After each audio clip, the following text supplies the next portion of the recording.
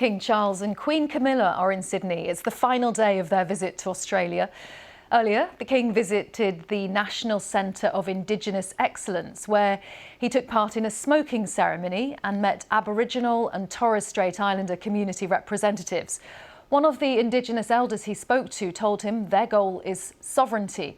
The visit came after the King was accused on Monday of genocide against Australia's First Nations people by Senator Lydia Thorpe, who told him, "You are not my king." A short while ago, anti-monarchy protester Wharton was arrested while demonstrating in Sydney. His daughter told the BBC why her father was protesting. Unfortunately, we live in a colonised, invaded country, and he needs to keep resisting. People like him, people like Lydia, all the other Aboriginal and Torres Strait Islander leaders from around this country need to keep resisting so that we can have treaties, so that we can have our rights heard, so that our children and our young people and our men and women in custody stop dying, so that our health outcomes improve, so that we can be participating in the financial and economic economy, so that we can actually self-determine.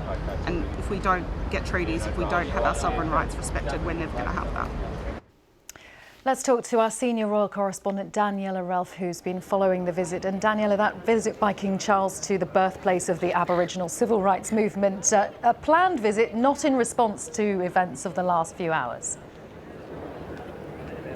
Yes, that's right. Not at all in response to events of the past couple of days. It has very much been an event that was on the schedule, and actually a number of events over the past few days that has connected the King and Queen to Indigenous communities and Indigenous leaders here in Australia. There has been a degree of outreach. They have done some work at making sure they build those elements into the royal programme. They were planned, expected, except yesterday at the Parliament in Canberra, when after the King had made that speech during which he talked about First Nation communities and what he had learnt from them. That speech was interrupted by Senator Thorpe, making her points about what she felt about the monarchy and about the King. But things today have run rather more smoothly.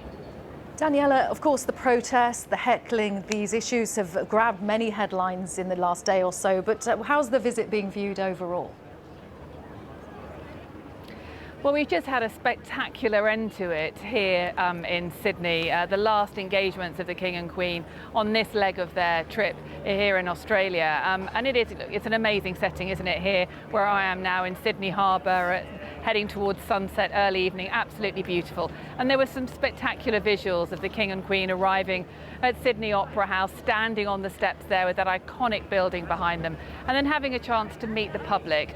New South Wales Police reckon around 6,000 people turned out to see the King and Queen here in Sydney, and some of those who'd been here early enough and were down the front had a chance to talk to the King and Queen here as they did a mini walkabout, a mini meet the public on this particular last leg of their visit. But it's been a good, solid trip, I would say. Yes, there have been some bumps, some unexpected moments, but I think broadly, considering that this was a trip that might not have happened a few months ago because of the King's cancer treatment, I think Buckingham Palace largely are happy with the way things have gone. Yeah, an ambitious trip to make so soon after a cancer treatment. How much has the visit ignited that ever-present debate about Australia's future with or without the monarchy?